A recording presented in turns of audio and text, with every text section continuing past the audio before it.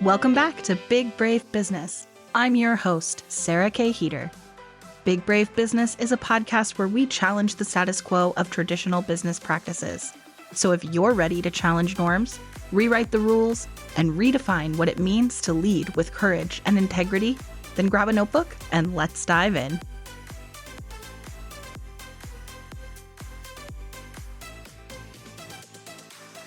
Welcome back to Big Brave Business. I am here. I guess I would say we're new friends. Normally when I say that on the podcast, it's because we literally just met right now. And you and I actually met in NAWBO, National Association of Women Business Owners, a couple of months ago. And we've been in the same orbit of NAWBO since then. And I'm really excited about this conversation for a chance to get to know you a lot better. But welcome to the podcast, Alexandria Alecci. She is a dynamic marketing professional with over a decade of global experience driving success for Fortune 500 companies, startups, and high growth ventures all around the world. Her passion for storytelling and innovation led her to establish her own business, and she launched Alecci Media, a marketing consultancy and creative agency, in 2020 at the start of the pandemic. What a great time that was for all. She is also actively engaged in the business community, serving on the board of directors for the Phoenix chapter of NAWBO, which I just mentioned, the National Association of Women Business Owners. And you're the marketing director there, as well as on the marketing committee for Ready to Empower, catalyzing positive change in your community and beyond. Welcome to the podcast. Thank you very much, Sarah. That was a beautiful introduction. I'm really happy to be here. You gave it to me, but Yeah. but it does sound impressive because you do have a pretty spectacular career in your rear view already. So I can only imagine the big brave things that you still have yet to do. But I guess where we could just start is what's on your heart in business right now? When we think big and brave in business, what does that mean to you right now? I love that. It's such a great question. So, where I'm at is really focused on, I would say, the personal development space. So, what I've recognized within my journey, right? There's really no such thing, in my opinion, is balance, right? Like the pendulum just swings where you need it to go. And as a business owner, I'm really focused on creating the culture that I've always wanted to work for, right? And that's one of the reasons why I went into business for myself and just recognizing as being a dynamic human, right? Like that those parts of whatever we're working on obviously bleed into both our professional and personal life. And so I'm really focused on cultivating this culture of, how do you say, of diverse individuals with my agency. And this is when we talk about big and brave and what that means for our brand is building the right collective of people. So I'm working specifically with entrepreneurs to offer different marketing services, sales services, clients that want to focus on the financial aspect or scale and grow their company, that we're putting together the right A players to do that. And I specifically wanted to bring in quote unquote freelancers or other entrepreneurs because you can't teach people to give a shit, right? Can I say that on this Yeah, podcast? yeah. Oh, yeah. So bringing in the right experts, the people that can make an impact and helping like other clients make impact in their business as well. And because to create like this agile environment where everybody can share ideas and they don't have to navigate internal political structures or just let ideas and creativity flow. And if you look at traditional capitalism, it doesn't, in traditional hierarchical structures, you don't have those flat, agile, nimble, dynamic environments. And so as businesses are moving so quickly and we're forced with different challenges, you have to pivot constantly. And you talk about marketing and the marketing landscape, things are changing all the time, right? And so I wanted to structure a business that would make sense and help people scale in a different way that traditional structures just don't do. So that also aligns with that vision of entrepreneurship, creative mindset, and giving people the flexibility to show up and be their most authentic selves and come in mind, body, spirit, just really cultivating those different aspects within the team, giving them the place to show up and be themselves in ways that we don't necessarily do in corporate structures. I'm so interested because the kind of core principles of the content that we talk about on Big Brave Business are business ethics, institutional interrogation, revolutionary leadership, and diversity, equity, inclusion, and accessibility. And I feel like you have really emphasized that what you're trying to build with this collective mindset is actually really capturing like all of those things. And yeah, I think the institutional interrogation piece in particular jumps out at me because you made the comparison to the hierarchical structures that exist in kind of standard capitalist business and corporations. Yeah, I think that's interesting. And thank you for saying that because I really feel like what I'm building does embody all those aspects. And I was very fortunate. So I left Arizona when I was 17 and I pursued a bachelor's degree in Europe. So I went to Prague, Czech Republic, and I lived there for 10 years. So I got 2 degrees in international relations and European economic studies because really I wanted to be an international business, right? Like I love diversity, I love culture, I love everything different from me and just exploring the world around me. And so that's where I went. And really, the program was focused on, yes, economics at a high level, but also like diplomacy. And I realized that I didn't want to go into politics. But where the marketing aspect really came about is I had started my school's newspaper because I love to write and talk about high level topics. And I knew when any essay would come around that I would smash it. And shortly after I graduated out there, there was a local startup focused on social media analytics. And they were one of the first organizations to be like Facebook's premiered partner in that way. And so it was the first time that brands were making business accounts. And when I had first gotten out of college, I was looking at different organizations telling them, hey, you need to get a social media account. This is going to be huge. And I remember being laughed out of the room by CEOs. That's never going to be a thing. It's for family and Wow. friends. And look at where it's gone. And so working with one of the first platforms to leverage social media, like analytic data, that really set the course of not just my career and as a creative, but also the way that I look at work culture.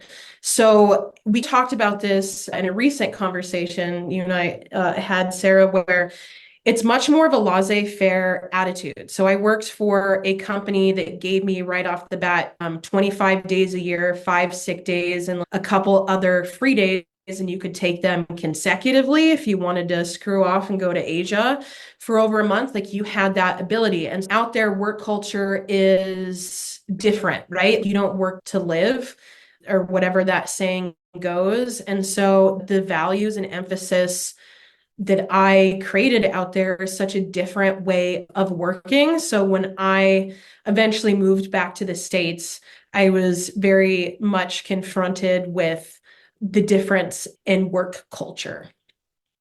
Yeah, I would love to hear more about that actually. It's funny because you were talking about your education background and my education background was not business related, but it was under politics. I originally wanted to go into diplomacy, so it's really funny. My bachelor's are in political science with an emphasis in international relations and then conflict resolution, which was housed under religion and culture. That's like what I saw myself doing. And then I got my master's in public policy and public affairs. I liked that side of things. Obviously, I did not become a diplomat, and I don't foresee that in my future. But Yeah. I think it does show up in my perspective in the way that I do things. I, however, have not lived abroad for 10 years or worked abroad ever. So I'm curious about I don't know, say more, like the difference in kind of culture and how that influences the way you make decisions now. So thank you for sharing your background. We're going to have a lot more conversations around that. And truthfully, I did think about going into diplomacy. And I think what's interesting when I had those different experiences and really saw how politics worked, because I went to a private school out there. And so I went to school with sons and daughters of diplomats, some of the wealthiest families in the world, tycoon money, political money, old money, like just very, very interesting. And for me, the reason I didn't want to go into politics was because I thought, oh, the carrot and stick approach, I don't want to do that. Like I have ethics and I don't want to make compromises. And when it comes to authority, like if I don't believe in something, like I can't put sort of those bigger things. So that was my issue, only to find out politics is human behavior. It is not just in the political super and national realm, right? And so but I think diplomacy is very interesting in how you work and communicate with people. I would say for me, going to school out there and being exposed to so many different cultures really helped me gain a new, not just self-awareness, but also how we're perceived internationally. And I would say that unfortunately, with the different stigma and how we're viewed in the world, that boiled down to the way that I was also seen at work as well. I experienced a lot of bias, bigotry, like in all sorts of aspects. And working in Central slash Eastern Europe, I was in a very traditionally patriarchal society. And when working in the tech world in general is male dominated, but working in that type of culture, it was even, I would say, more compounded. So I never had a female leader. Usually those roles were just relegated to customer service or HR. So I didn't really work with women. And so that was also a different perspective, and nothing against gender, but I will say that in those environments, it was much more, especially out there, ego driven, which is also one of the reasons why I wanted to create my own business too. More on that later, but just experiencing of things. Yeah, I'm intrigued about the relationship between the idea of politics and especially redefining politics as human behavior and the relationship between that and business, because there is such a strong relationship between politics and business on so many levels. And I think that would be really interesting to dig deeper into. But one of the ways that comes up for me, and first I want to let me say that what made me not want to go into diplomacy was this same kind of thing. There were a couple of reasons, but one of the big reasons why I didn't end up pursuing diplomacy, I have an intern for the State Department and was an intern for a diplomat in residence here in Arizona, and then met a lot of foreign service officers, was studying for the foreign service test. Like I thought that was going to be my path after college. And one of the big things that stopped me was the idea that I would have to be representing the interests of whatever administration was in power, regardless of my personal opinions. And my personal opinions and convictions are very strong. And honestly, probably less so at the time that I was graduating from college. I was probably a little more like trying to be middle of the road. We should all just get along. But mindset, not anymore. Now I've Yeah. become quite a bit more of a revolutionary mindset. And that really leads to how I do business now. So, of course, I mentioned one of my kind of content pillars in my vision for Big Brave Business is revolutionary leadership. And to me, that means like really finding new ways that you can lead your organization, make decisions, and lead your teams that have a positive impact on the world and make the world like a better place to live in. And that is such a part of what I'm trying to do, obviously, by having these conversations on Big Brave Business. But I'm trying to learn from as many different people as I can and take that with me into Podfox. But with my company, that is something that I'm constantly trying to assess. Like, I don't want to just do things. I don't want to just build the same thing that I was trying to get away from by starting a business. I want to build something different. I want it to look different. It's incorporated into my mission statement, my purpose, my core values that I rolled into the brand for Podfox, right? Podfox's mission statement, purpose, and core values reflect those things. So I think for me, that's like a big way that, and I've heard people say, including on this podcast, that being an entrepreneur is inherently a political act or a revolutionary act. So I'm just curious, like, how does that resonate with you? How does kind of politics show up in your business?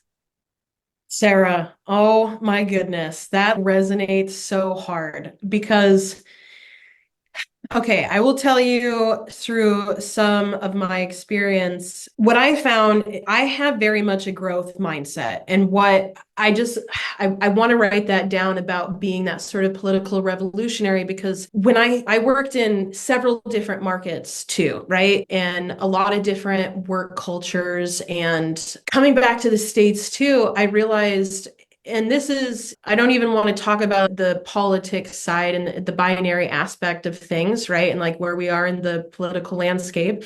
But I will say, in general, I felt that the business and the model that I wanted to create didn't exist.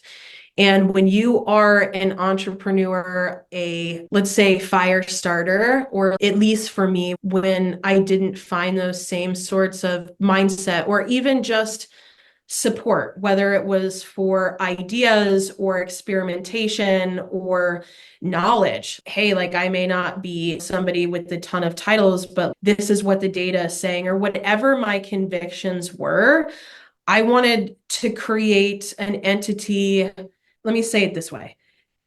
Businesses are an extension of you, right? Like maybe someday in the future, businesses may have voting rights. Like I remember talking about that in college, right? Like just that explanation that businesses are an extension of you, of your persona and what you bring into the world. So I would definitely say what I'm doing is a revolutionary act, right? Because I am going against the grain. I'm taking the best of the world from like the best things from the startup world in terms of agile development and incorporating that idea in the way that we solve problems that everybody, I don't want to say that everyone's equal, but everybody can share their voice and has value. And even though it like a problem at hand may not necessarily be their wheelhouse, or maybe somebody is more introverted or has other skills,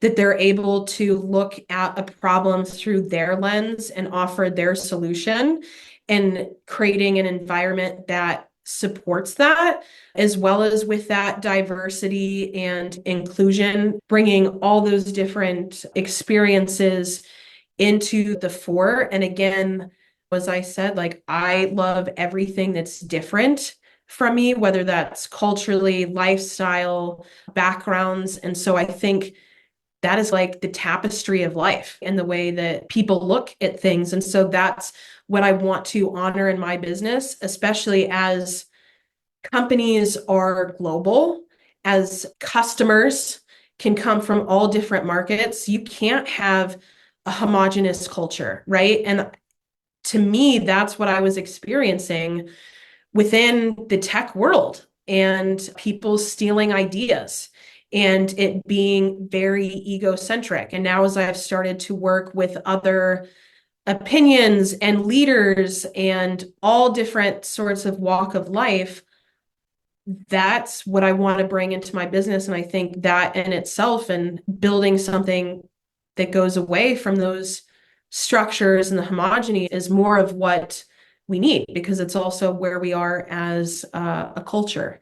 And so I would say it's definitely a revolutionary act. And that makes me proud because the change just bring what I feel is missing, right? Like even if you talk about like a big government or corporations going back to 20, 30 years ago, like pension plans and 401ks. And I see a lot of companies, in order to save money, cut out that economic support, like with their people. And with COVID, we saw how employee engagement like went down. Like there's data to support that. And people were looking at, does this company really value and resonate with me? And life can't just be about, I want to say, like upskill in the economic sense, right? Like I want to,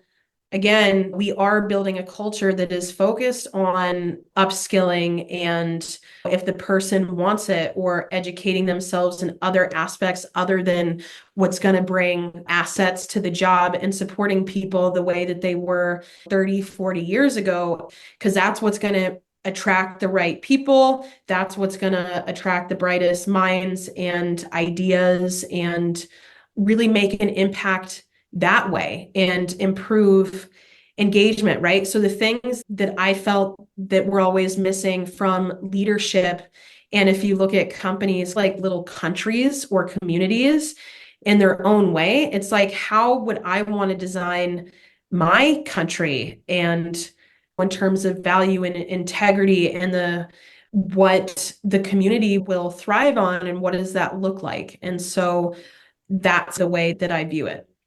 Yeah, that's really aligned with me as well. And I think that's why we clicked pretty immediately. Even before the more we talk, the more we find things in common. But I think the click happens because recognizes like, right? When you run into somebody, you're like, oh yeah, I recognize this. It's the core values are integrated into the way we take up space and the way that we tell stories and the way that we communicate, because those values are what we're communicating, right? So it's so integrated into what we do that I think that makes it easier for us to find each other. But I'm curious, as you're building this community out partially, but also as someone, you do media for people, the kind of binary and the strong opinions and the different core people with different core values, how do you navigate that? 'Cause for me, that was one of the things that came up pretty early on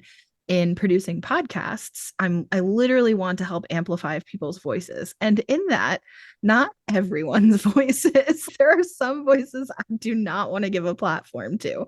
And that Well, is and I definitely don't want to put my name on their platform. Not to say I don't, depends on the context. I was going to say, not to say I don't believe they should not have access to a platform. It depends. But I definitely don't want to put my name on everyone's platform. So that's something that became an interesting piece to navigate for me pretty early on in my business. And I'm curious, like, how do you approach that with Alecci Media and like your own personal values? And what happens when someone wants to work with you, but the platform they want your help building goes against your values? so I love this question so much. So since we can cuss on this podcast, there's a couple of things and mentors and experiences that have framed my mindset around this. So very early on, when I was working for a soul-sucking sales job and realized I hated sales because I'm just not good at it. I've worked on it since then, right? Like work on your weaknesses, but I was told like you need to have fuck you money. Like you need to have to be in that luxury or space to say, hey, that doesn't align with me, and be and stand within your convictions. And a lot of times, especially as we're growing, we make certain compromises. But I think the more that you align with your values, you will find your people. So I'm very much let the weird shine so you can attract the right clients or the right opportunities. And there's a couple of different thoughts that I have on this. So, in terms of democracy and democratic values, it's important to, we look at our like the founding fathers, and we look at political, let's say, thought leaders like Noam Chomsky and people like that. There's this idea that the more diverse thought and opinions someone has, the ability they can make better informed decisions, right? And unfortunately, with the advent of social media and the way that the algorithms work, it's to keep you on the platform. So it's going to serve you more of the things that you interact with. And obviously, I'm sure we've all experienced cutting out certain family members or people that are so it's just created an environment that has become polarized. And I think that's something really dangerous for democracy. So I'm someone who likes to respect in general and entertain other ideas, but I also realize that the only thing that I can really change is myself. And if you want to make the world a better place, start with yourself. But I would say when I experience, let's say, bigotry, and I have even with clients who've said like sexist remarks, the way that I would have dealt with that even 2 years ago is drastically different. And I actually had this conversation with a friend of mine recently, but when that client had said something sexist, I just said, every time you say something like that, I'm going to charge you, because a lot of it is cognitive dissonance. And a lot of it, I think, stems from insecurity, right? This person was talking about the way that I've built my team and that I have a lot of women and where's like the men and this and that. And the thing is, I hire for value, like values, like what people value in their ethics. And I don't hire for skills because those things can be learned, but I hire for culture. And so it got to the point where I had to nip it in the bud. And I just said, hey, if you say that again, I'm going to have to charge you. And I think the more that you stand in your conviction and what aligns with you and being authentic to yourself and not making those compromises, right? The easier it's, I think, going to, not that it ever gets totally easy, but it becomes easier.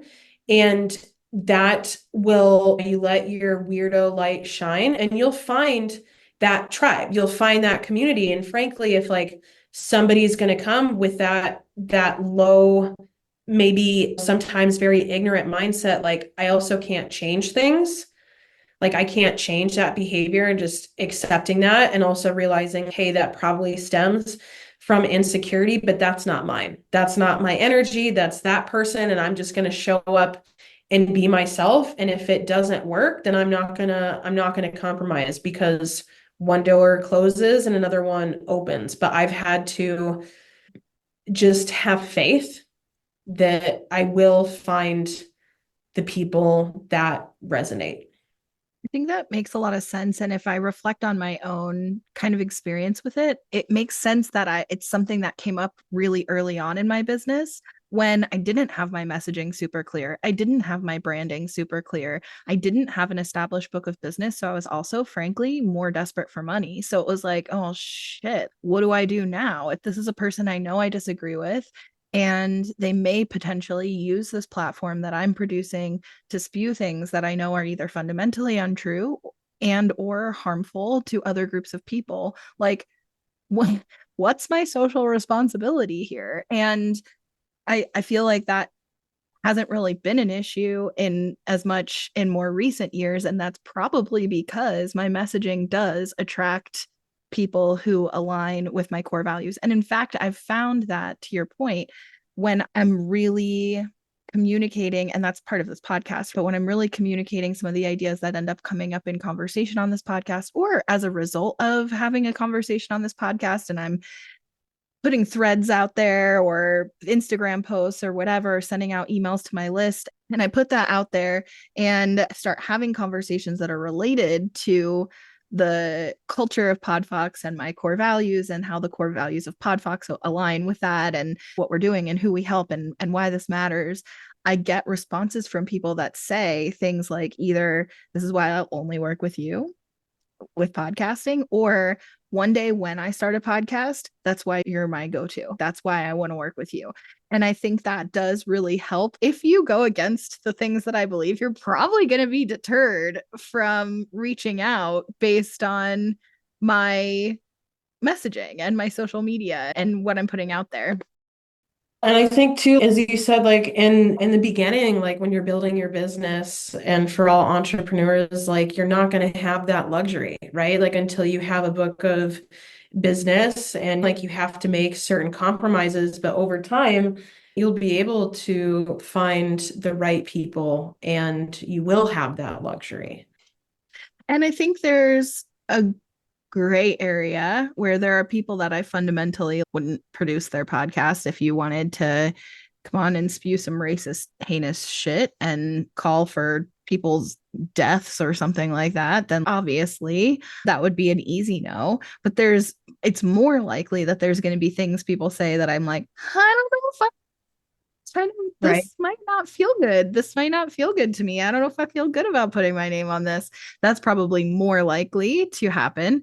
And the other thing that I've been having conversations a lot with, like, our NAWBO community, people there, is this idea of doing more corporate contracts that are like larger scale contracts and less individual to individual type of things. And in some ways, even that can feel ethically icky of, oh, does that align with my core values, depending on the corporation? But like generally corporations, that kind of is interesting. But what I've been thinking is like, what would that open the door for you to be able to do? Speaking of fuck you money, what would that Mhm. open the door for you to be able to do with that money that would help amplify voices of people who don't have the resources to pay for services? What would I be able to do if just me making more money? What good can I do with that money that amplifies my core values? Like, if I can play Robin Hood a little bit and take from the rich to redistribute to the poor, so to speak, and to the causes that I feel the most passionate about, then isn't that still doing good? So I don't know. It's just there's some interesting questions as we look at like large level scaling that come up. So that there's just so much there that I want to part. So I would say with that, right? Like also wealth and I have competing thoughts. So like wealth and resources, right? Like having a healthy relationship with money is there. I think a lot of people also hate the rich in some ways, right? So I think there's definitely people that think that way, but I think it's important to look at money as a vehicle and a resource like anything else, and to create positive change. I think those ethics, and whether taking a short-term, let's say, contract with an organization or a body you don't necessarily agree with to build your dreams, like that's an individual conundrum that you have to navigate, and whether you would feel guilty, and is that going to be something that somebody else would point to later on? You took money from this, right? And so I do think, going back to what you said, Sarah, about in the beginning not having um that luxury, or how you said you didn't know what your brand or values were. I think that also comes through with experience and happenstance. When entrepreneurs start out, they're like, oh, technically, I'm good at this skill and I'm going to go and build this thing. But I don't think initially they understand that it's also an extension of you, and you'll have to think about those values and what drives what you're doing. So I think that comes through experience. And the sooner that you're able to understand that, I think the easier it will be to find your target persona and who you want to work with and for. But I think it's okay to evolve. The business is going to evolve just as you are on your professional and personal journey. It's okay. And just knowing that evolution is going to take place. And as long as you're making impact in the world, and if that's what you want to do, and you're working with initial collaborators to get you there, then all the power to you. But again, looking at financial stability and those resources is a vehicle to do good. Yeah, you're right. It is a super personal conundrum. It is both super personal and a conundrum. And I think that it is one that on an individual level, it's easy for me to identify where I stand. On a larger scale, it's a lot fuzzier. It's a lot more complicated. So I'm curious with your experience that you've had since you initially felt really deterred from politics, and then you had this change in a relationship with the term politics. How do you feel about politics now, and is running for office something you could ever see yourself doing? Sarah, that's a tough question that I don't know how to answer that. I think what I can do right now is affect change within myself, within my business, within my community. And when I was younger, I wanted to be a movie star and I wanted to be famous. And Mhm. fame in itself, regardless of what position it's tied to, politics, a movie star, whatever, it's a platform. And who knows in 20 years how I feel about that, but I want to make change where I can without the need to run for office, right? To be able to affect that change and the amount of blood, sweat, and tears, and really like also the trauma that comes with being a politician. Like we're in a scary time, regardless of what side of the aisle you sit on. Someone running for presidency and being potentially assassinated, those things are scary. And I think there's ways to affect change in our community and heal our community. And that's where I see myself right now. And that's where I want to put my energy. But in terms of being in that spotlight and dealing with so many like opinions, I think where I'm at, let's say emotionally and mentally, I would not want to take that on, right? Because I also don't want to like kowtow, or I want to sit within my convictions. Maybe one day, but that's not something that I want to pursue right now. I love that answer. At ASU, Arizona State University, if you're not local, we both live here, so that makes sense to us. But at ASU, which is where all three of my degrees are from, I now teach, and I teach a course primarily. I've taught a few, but the course that I primarily teach semester to semester is a 100 level course that is personal identity, public service, and American democracy. And it's literally about that, like how our personal identity, our core values, all these different facets of our identity, how we form community based off of that, and then what social capital we're building within those communities, and then what is important in those communities, and how do you use your social capital to make change. So it's Mhm. all about learning how to be an engaged citizen and all the different ways to be Love engaged that. other than We just need running that. for office. Yeah, what a great course. I wish I had that when I was an undergrad. Just really powerful. And I think hopefully helpful to students to like figure those sort of things out about themselves, of how they take up space and how they form community with other people, and like what is actually within their power to do in their communities other than just running for office. So I love that you mentioned literally exactly that. And I feel pretty similar. I think running for office is something that I have thought about since I was in college. Now that I have this podcasting life, I've certainly put a whole lot of myself on the internet that would come back for sure in any future political campaigns.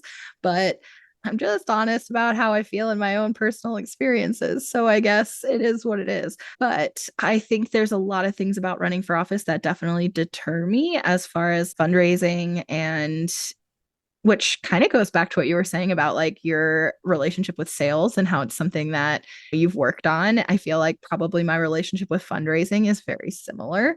And I think I could get good with it if I wanted to. But that is definitely a turnoff. And the contentious atmosphere of campaigning, that really doesn't appeal to me. So once you're in office, that job really appeals to me. But the path to get Meet up. there is the part that like is a huge deterrent for me. But I also think it's a huge deterrent for so many people who are change makers in our communities who would be so well suited once they're in the seat, but they don't want to, like I said, they don't want to take the path to get there. So I think that's an interesting issue.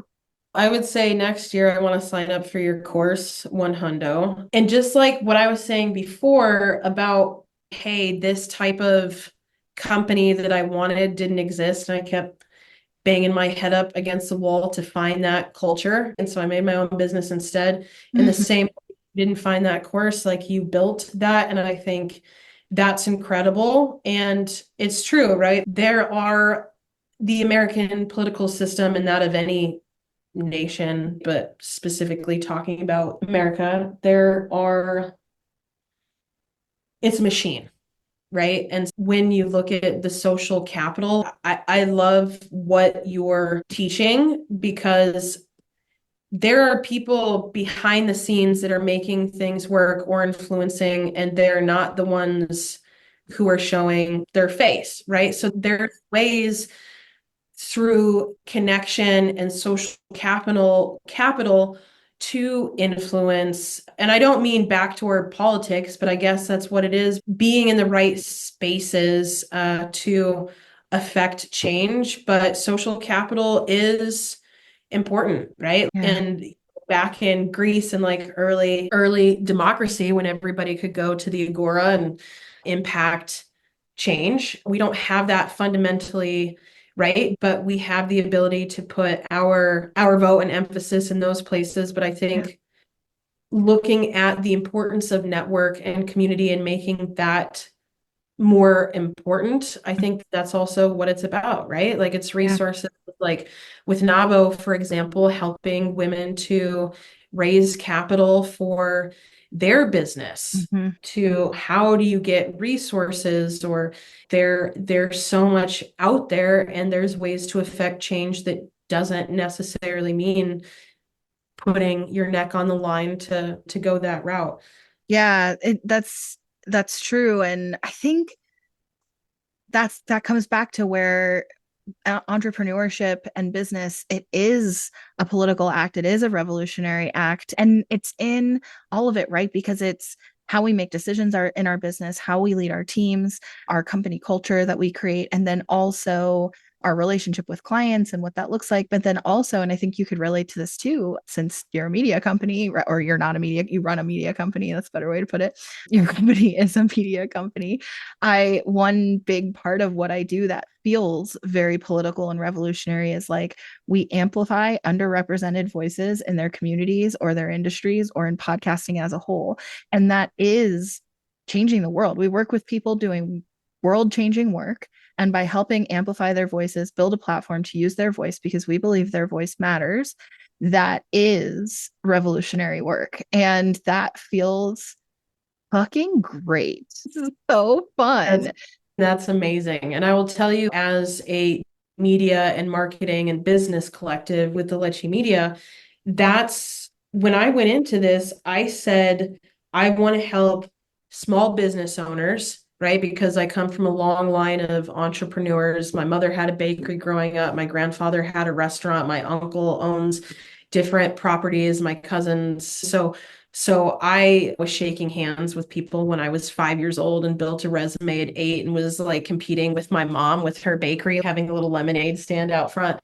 So funny. But I always said that I wanted to help those small business owners, right? Like the backbone of America, because they make 99% or something like that of American businesses. And so I wanted to support small business owners. I wanted to support minority business owners and women business owners.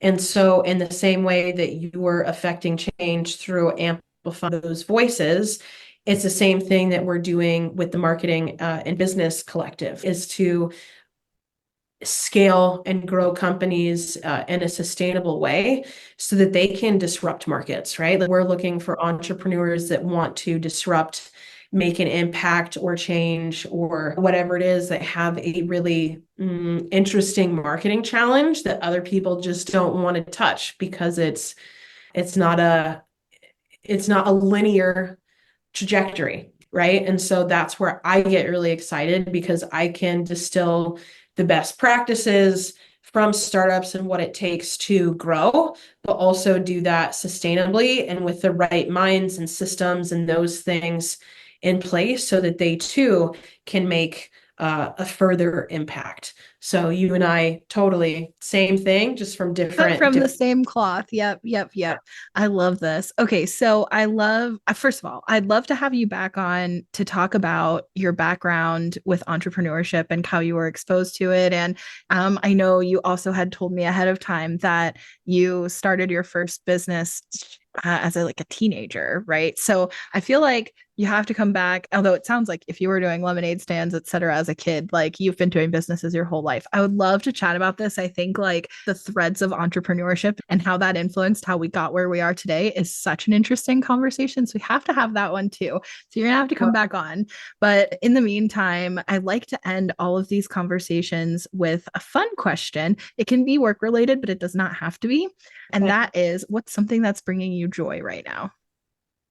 Honestly, and it does go back to business, but we had an in-person like work session with the team like 2 weeks ago because most everybody works remote, but like I give them that flexibility, even though they're all here in Arizona and there's a few other states, but seeing everybody collaborating in a really cool space and being open and honest, seeing literally my dream that was not that it was inconceivable, right? Because if you can dream it, you can do it.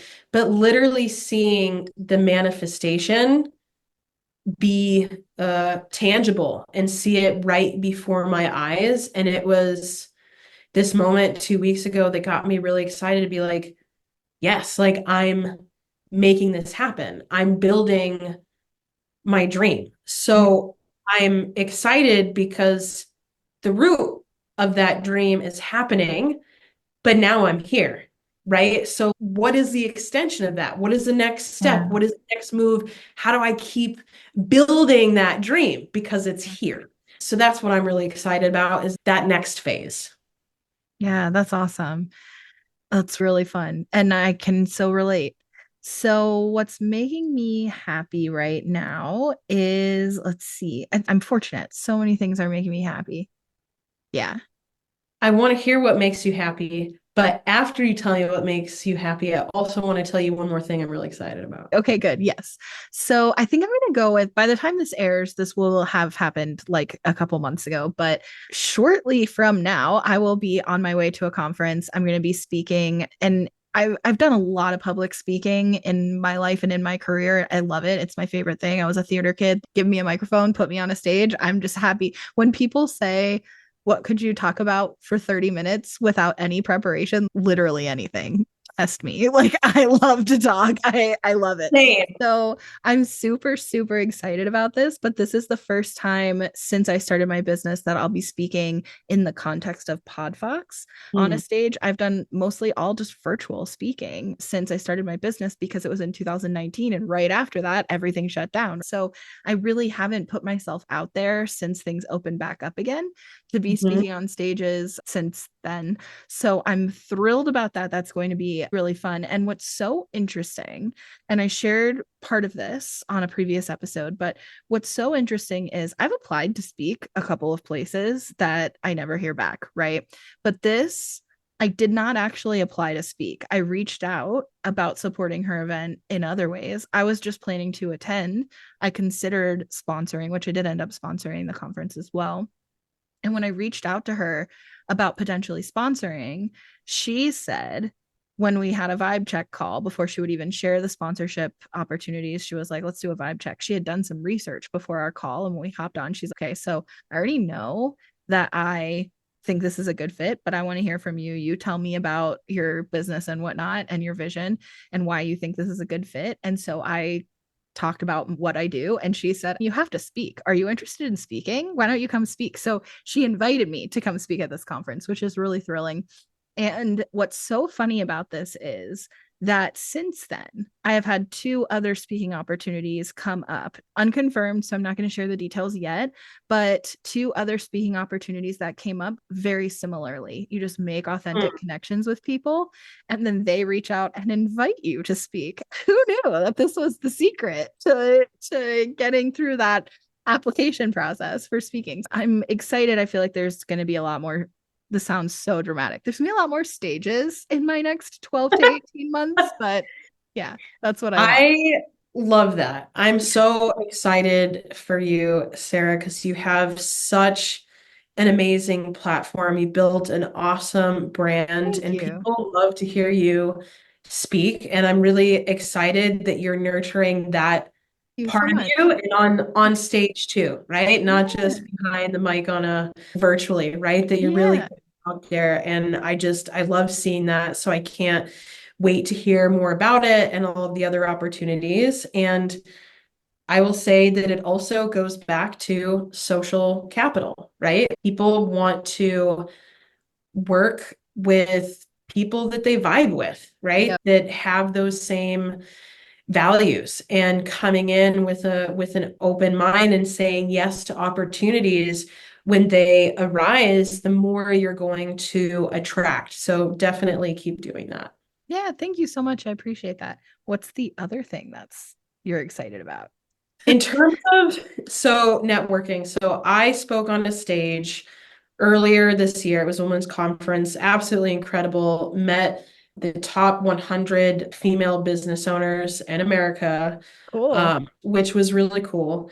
And through that, in these like meaningful connections, like I am always about like how can I help you? But in and I've gone similar to you, right? Because you started networking this year and trying to find your tribe. Some networking groups, it's very like transactional. Hey, you want to do business? Here's my card, right? But the amount of the women that I was exposed to at this conference, like my, not to get woo-woo, but vibrationally and energetically, I reached another plane, right? And through that, I was like, man, these are the types of women that I want to learn from, not just superficially, transactionally, but how can I learn from these other dynamic business owners? So my business partner, Kim Miles, and we talked about it, and so we decided to create a mastermind group. And she's someone who's worked with some of the greats like Jack Canfield, and this idea was brought up to get. So it's called, I'm just going to say it. It's called MI7, and it stands for Millionaire Intelligence, and seven stands for seven figures. So it's a space for women that have a net worth of 1 million or more, and or who are an accredited investor, to come in a safe space to share ideas outside of their traditional networks or family, friends, the people in their business, to get that objectivity to whatever they want to mastermind, whether it's starting a nonprofit, or they're empty nesters and looking for their next move, or they want to grow a business or start a business, whatever it is. It's focused both on the personal development side, also the professional side, but creating a space for women to collectively collaborate on different ideas together to really learn from one another. And we're doing these masterminds monthly. We're also going to have 2 luxury retreats that are all structured. Everything we're doing is to create unforgettable experiences, truly meaningful collaboration, and to elevate them in whatever ways they're looking to cultivate in their lives, as well as they're going to be featured in the first edition of Seven Figure Chick book, which will become an Amazon bestseller. And so that's what I'm really excited about, to learn from other dynamic women that also want to make an impact in the world and share that knowledge. So that's what I am very excited about. Yeah, you lit up talking about that. I love the passion and the group that you're cultivating. It looks incredible, and the I told you this when you first shared it with me, but like the branding is gorgeous. So yeah, we'll definitely make sure that your information and information about MI7 is all linked in the description. Is that it's local, right? So it's virtual, so it's going to be national, right? Okay, good, So, good. so any woman across the United States is welcomed and encouraged to apply. Cool, great. Okay, we'll make sure that information is in the show notes. And yeah, thank you so much for hanging out with me today. This was really fun. And of course, you're definitely going to have to come back. I'm sure we could come up with a ton of other things to talk about, but I think that this was really interesting and an approach that I we haven't really had in this podcast yet. So I think that that's a lot of fun. But thank you, thank you. I appreciate you and the work that you do and your friendship. Oh, thank you too. Thanks for having me on board. I'm so excited that we're friends, and I'm so excited to see where this goes and everything that we're working on. So thank you again for giving me the time and the space.